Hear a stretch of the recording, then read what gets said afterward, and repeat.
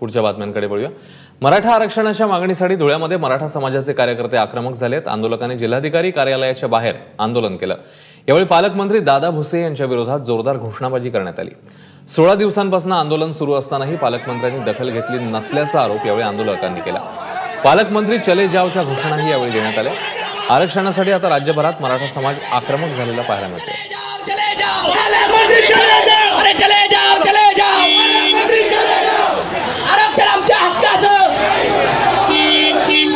चला आता शांततेने खाली बसा। कार्यक्रमामध्ये कुठला गोंधळ घालू नका।